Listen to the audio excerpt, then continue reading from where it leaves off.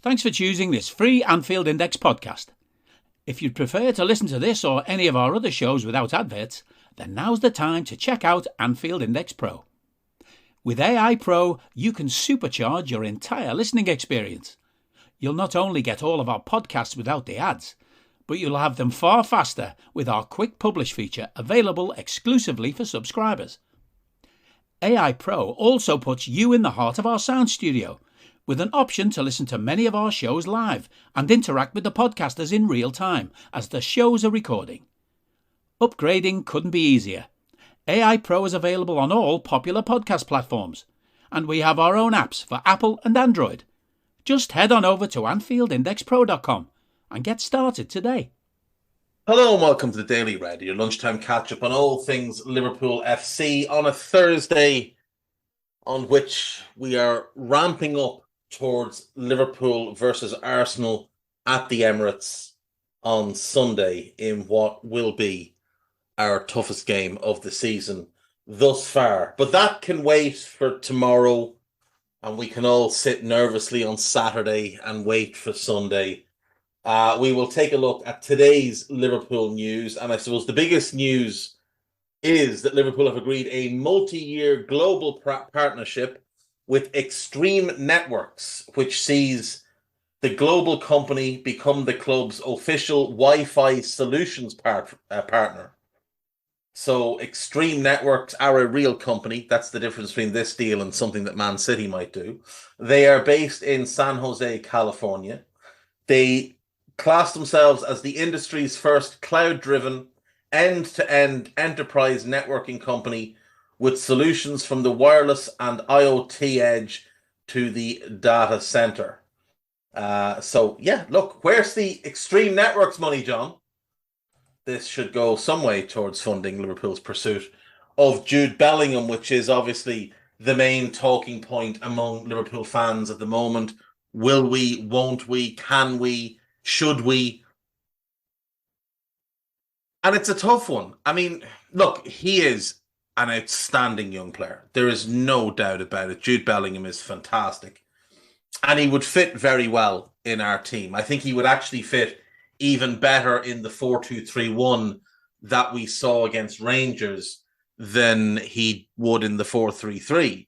I think if you play Jude as the 10 behind Darwin, the 9, with Mo and Diaz wide, that makes an awful lot of sense. And that's pretty exciting to think about. You sit Thiago and Fabinho behind them. You add some more midfield depth with someone like Moises Caicedo, who can become a starter in the long run. And all of a sudden you are off to the races. But the price is extremely prohibitive if it's in that £130 million range. For me, I just wouldn't pay that. I just wouldn't pay 130 million. I don't think there's a midfielder in the world I'd pay that money for. Like, the best midfielder in the world is KDB. He is 31 years of age. You're not paying it for him. You're not going to pay it for the likes of Luka Modric. I wouldn't pay it for Tchouaméni, as great as he is. As much as I love Camavinga, I wouldn't pay it for him. Pedri, Gavi, Noah, I don't think I'd go to 130 million for them. I think I'd max out at about 100 million on pretty much any midfielder. So if we could get Jude for, 80 million and add-ons that rise to 100, then fair enough. But 130 million is an awful lot of money to commit to one player when we will need 3 midfielders and probably an attacker as well. It just doesn't seem like the best use of our resources. Now, a lot of people want to use this as an opportunity to take a pop at the owners, and I can understand it. But the bottom line is you have to look at the bigger picture. We will always have a finite amount of money to spend, regardless of whether the owners were to pump more money into the club or loosen the purse strings.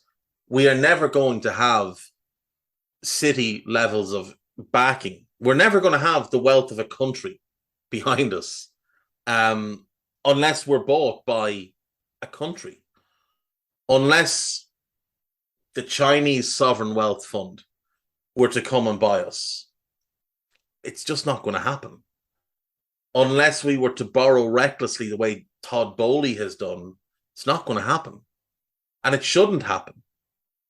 Does anyone want us to be owned by the Chinese government or another Middle East nation?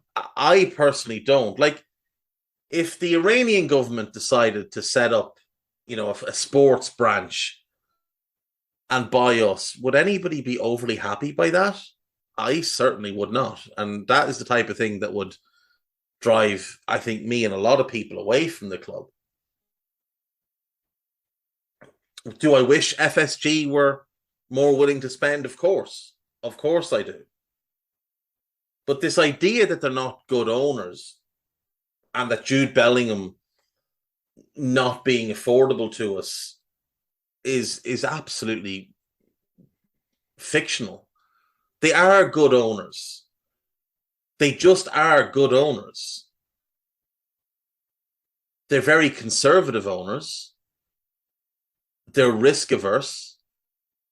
But take a look at the other Premier League teams.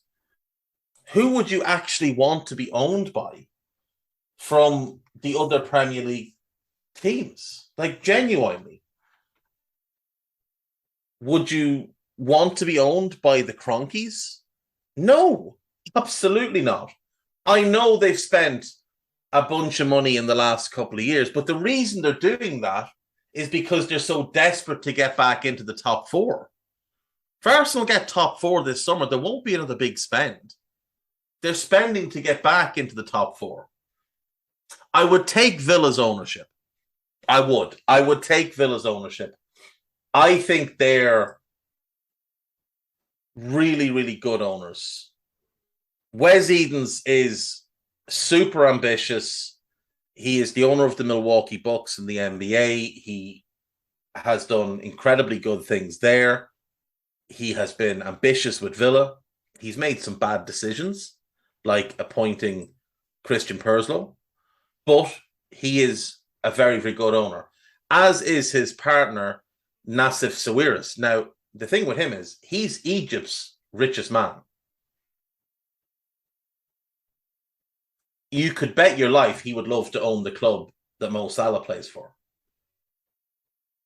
So I would take NSWE, Villa's ownership pairing. So that's one. Bournemouth are currently in the process of being sold. Matthew Benham is an excellent owner, but he doesn't have the finances to own a club like us. So that's Brentford out. The same goes for Tony Bloom at Brighton. Really good owners. Really, really good owners, but they wouldn't be suited to Liverpool. If you're frustrated with the lack of spending now, you'd be even more frustrated with them. Chelsea, I think Todd Boehly's a clown. Genuinely. I don't think he's got any idea what he's doing. Crystal Palace, I would take their ownership group.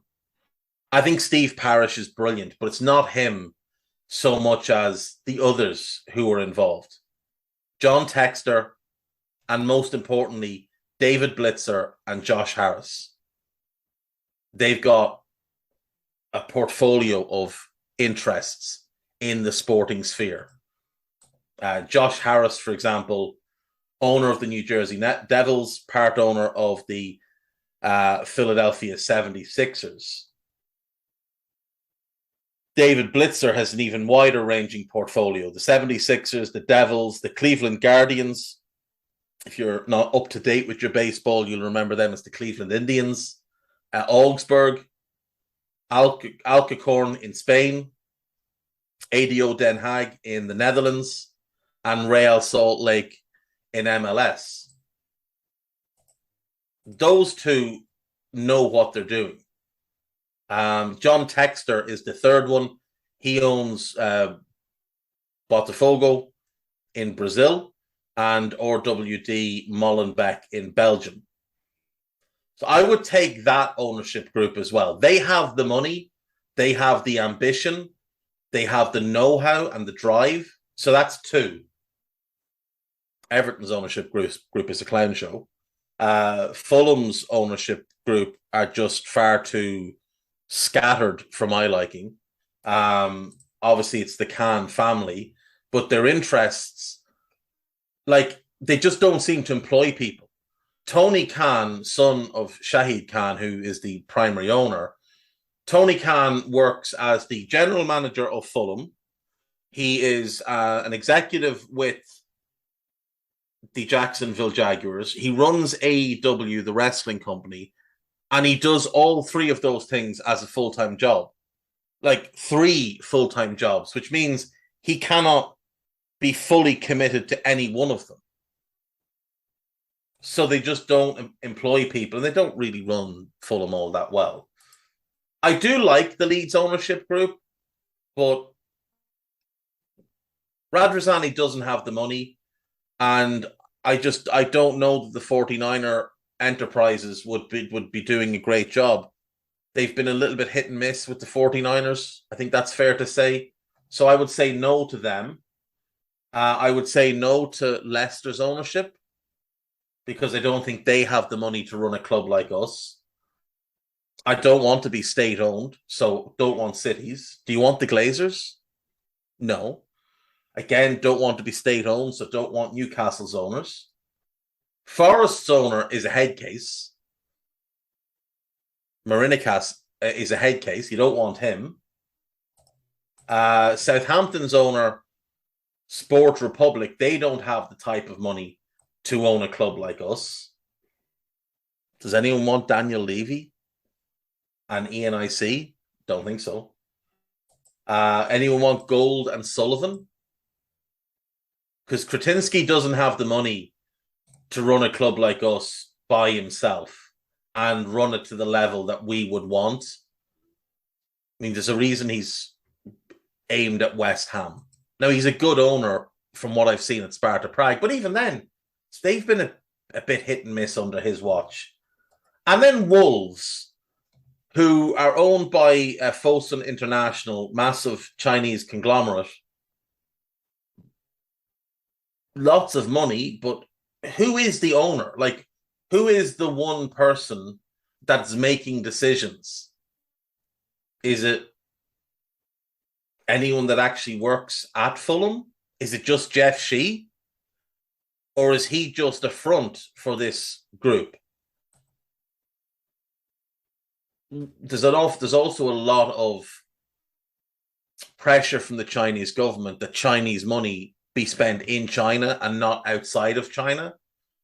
And there's quite harsh taxes being put in place and have been put in place, relaxed a little bit because of COVID, but they were being put in place before COVID to try and bring Chinese money back to China. So would they be willing to spend enormous amounts of money? I'm not sure they would. Would Gu Guangzhang, who is the chairman of the company, of Fosun, would he be willing, or would he have the know-how on how to run a football club, on what a football club needs? I don't think so.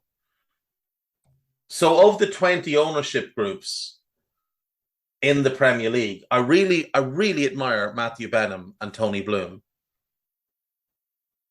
I think they're excellent. But the only two I would take over our current group are NSWE at Villa and the Palace Group. That's it. Now, there has been some suggestion that Jim Ratcliffe is looking to buy a Premier League club, and he has been linked with moves for Chelsea and Manchester United, and he is worth an extraordinary amount of money. 15 billion. But I just don't know if he's a good football owner. He's a supporter of Manchester United. Would he be interested in buying us? Would he run us the right way? He owns Lausanne in Switzerland. To my knowledge, they haven't done much of anything under him. He owns Nice in France, and they haven't done a whole lot under him either. I mean, he managed to convince Christophe Galtier to walk away from Lille having won the league there, and Galtier turned around and left a year later. That doesn't speak very highly of him. It's been a little bit too chaotic since he took over there for my liking in terms of managerial turnover. So I don't know that I'd want him either. Now, I'm definitely open to suggestions on who could buy us, but it has to make sense. They have to have a track record in being the principal owner of major sporting enterprises, making good decisions in that role. And they have to have the financial backing to be able to spend more than FSG. And, you know, like you see people that don't watch baseball and that pulling out graphs that show that since 2012, the Boston Red Sox have finished bottom of the AL East more than any other team. And that's fine.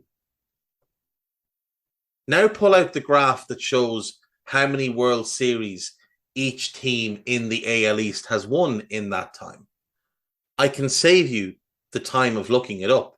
The Red Sox won 2, and nobody else won any. The Rays didn't win any. The Orioles didn't win any. The Blue Jays didn't win any. The Yankees haven't won any. The Red Sox won 2. And under their watch, they've won 4. And baseball is a very dynamically shifting sport where teams go worst to first and first to worst all the time. All the time. Teams go from being an absolute dumpster fire to World Series champions in 3 to 4 years if they draft really well, develop young players, make some clever trades, get a couple of good key free agents in. Teams can improve exponentially. Look at the Houston Astros. Go and look at the history of the Houston Astros when they were in the National League and then moved to the American League. And look at how bad they were for the first couple of years. Now look at how good they've been for the last 5 years. Look at the Kansas City Royals before they won the World Series. Look how bad they were for a few years. Look at the Tampa Bay Rays for years and years and years. But look how quickly they're able to turn bad into good. Same thing will go for the Red Sox. These things happen in cycles in baseball. You're down for a few years, you reload through the draft, you develop some young players, make a couple of trades, and you go big in free agency in one summer, and all of a sudden you've got a potential World Series winning team. That's what the sport is. Unless you're the Dodgers or the Yankees and can just routinely spend hundreds and hundreds of million on payroll because your gate receipts are so big. But the Red Sox don't make nearly as much money as those clubs. The Red Sox print money, don't get me wrong, they print money, but not to the level of the Yankees or the Dodgers. And American sports is just like this. Because there's no relegation, teams can afford to tank, go bad for a couple of years, completely reboot, trade away their better players, get a load of draft picks and young players back, and all of a sudden turn things around. Like, look at the Lakers. Look how tragically bad the Lakers were for years. And then all of a sudden, they get LeBron James in free agency. They add Anthony Davis in a trade for the young players that they drafted. They get a bunch of other cheap free agents around them and they win a title.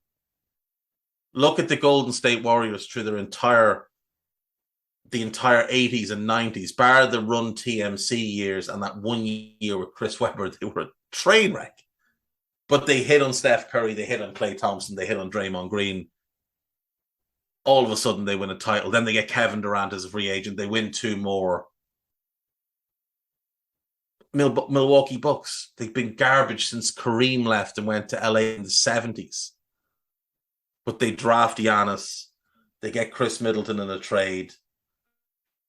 They get Brook Lopez as a free agent. They make a massive trade then for Drew Holiday, bring him in, win a title. Denver Nuggets were garbage for years. They draft really well for 4 or 5 years. Title contender. The Clippers have been a laughingstock for the entire history of the franchise. But in one summer, they get Kawhi Leonard and Paul George, and everybody wants to play for them now because they want to play with those two. They've been unlucky with injuries, but they went from garbage. Well, to be fair, they've been good for a few years with the Lob City team of Chris Paul and Blake Griffin. And if you don't like American sports, it's all very boring for you, but I'm just trying to explain. People using the Red Sox as an example of FSG being bad owners are really clutching at straws they don't understand. They've reached for straws and instead they've grabbed something else. And now they're trying to slurp their Coke or milkshake or whatever it is through a cigarette. That's what they're doing. Because they don't understand those sports and they don't understand the dynamics of them. And if Liverpool don't sign Jude Bellingham, it's not a death knell for FSG. Because we could go take that money for Jude Bellingham and sign Moises Caicedo and let's say Enzo Fernandez. I think you'd get both of them for 130 million. And I think we'd be a much better team with both of them. I think Enzo's a better player than Jude. Now, Jude in time might become a better player because he is 2 years younger. But right now, I think Enzo's the better player. I think he suits what we do more as well. I think Caicedo is Gini Wijnaldum turned up to 12. And I think if we got those two, we'd be better off. So not getting Jude isn't this, this constitutional crisis that people want to make it out to be. It just isn't. Let's move around the main Liverpool websites. Will follow for a lifetime and a day. The Liverpool band who soundtracked the third kit launch. What first ever Liverpool versus Rangers clash looked like in the stands. It was a 4-2-2, says Jurgen. It was a 4-2-3-1, really. Jota was playing in between Salah. And if you look at their average positions, Jota was playing behind Darwin. He just was. It was a 4-2-3-1. I've had chats with the gaffer, says Harvey Elliott. You'd hope so. They work together on a daily basis. Xabi Alonso has been appointed manager of Bayer Leverkusen. If you haven't seen that, wish him well. It's a super, super talented group of players he's taking over. Like one of the more talented groups of players in Europe, in my view. There's a great team potentially there with, I would say, 2 really good additions. You could put together a team that could challenge for the Bundesliga, not win it because the gap between Bayern and everybody is massive. But you get a really good goalkeeper in there. I'm not a big fan of Radecki. You get a really good goalkeeper in there. You go Frimpong, Kusonu, Tapsoba, and Hincapié as a back 4. I think that's got the potential to be special. It's really young. Tapsoba, 23, is the oldest. I like Palacios in midfield. I think he's a very talented player. Needs to find consistency. I think Alonso can help him. You get a partner for him. Maybe a more defensive, ball-winning, dynamic type of player. Like if you could find, I don't know, like a young, cheaper version of Kante or even Ndidi and put him in, let Palacios pull the strings a bit more. Florian Wirtz is a 10. Klozek and Moussa Diaby as wide players and Schick up front. That's a really good team. It's really young, really young. Schick is the only player I've listed there over 23, over 24. I think Palacios is 24. Schick is 27, I think. And he'd be the oldest in the team by 3 years. So it would be a team that you'd have to develop over a couple of years, but you could put something special together there. You've got a couple of players you can sell to raise some funds, but I mean, Bayer Leverkusen should have more money to spend. Look who owns them. You want to talk about rich owners who don't put their hands in their pockets. Virgil says that Calvin Phillips' time will come. Virgil's nonchalance and Darwin's passion, 5 things fans spotted versus Rangers. So lots of good stuff on This Is Anfield, including a quiz to name the 43 players who have played more than 300 games or 300 or more games for Liverpool. This is obviously in celebration of James Milner reaching 300 games for the club. And then we have Liverpool.com, which has a whole bunch of transfer-related stuff. Liverpool have just found short and long-term midfield fix. No, they haven't. Liverpool and Barcelona battle for next Kylian Mbappe amid transfer race for £36 million midfielder. We'll read this in a sec. Liverpool could sign 16 million Kylian Mbappe replica who outshone Neymar. New Erling Haaland reacts to Liverpool transfer interest. This is Schreldrup, the young Norwegian, very much on board with getting him in. I think he is very, very talented. Jurgen Klopp and Pep and Linders handed a new dilemma as best playmaker returns. Okay. Who's the £16 million Mbappe then? Let's see. The suggestion here is to replace Bobby, because Bobby's contract, as we know, is up in the summer. And there has been no real movement on bringing him in. So it is Kamaldeen Sulemana. He will cost more than 16 million. But I'm very much on board with the suggestion to sign him because he is absolutely outstanding. Media Digest piece then. Klopp loves Arsenal, man. Klopp spoke about Martin Odegaard. Again, this is Kamaldeen Sulemana. So why they've put it in Media Digest and written a piece, I don't know. PSG battle for £36 million midfielder Marcelo Brozovic. We will not have any interest in signing him. Good and all as he is, he's not going to be an improvement for us, and his age would rule him out anyway. Podcast-wise, there are 2 new podcasts. There is a Euro Incision with Nina and Guy, and there is a new Under Pressure. It's a double bubble. The lads had a look at Brighton and Rangers. It is Dan Kennett, Phil Barter, Mr. Brundish, and Young Rhodesy. And make sure you give that a listen. That's it from me. Take care of yourselves. Bye-bye. We hope you enjoyed listening to this Anfield Index show. Please be sure to subscribe to our channel so future podcasts find their way to your device automatically. There's nothing quite like fan engagement, and we'd love to know what you think of anything discussed on this show. The best way to get in touch is over on our free Discord community, where both podcasters and listeners debate the hottest LFC topics 24/7. Sign up free now at AnfieldIndex.com/Discord. You won't regret it. You can also follow us on Twitter at Anfield Index and find us on Facebook by searching for Anfield Index. Oh, and before you go, we'd love it if you could leave us a 5-star review on your favourite podcast app. It only takes a couple of seconds, and it means the world to the people who create these free shows.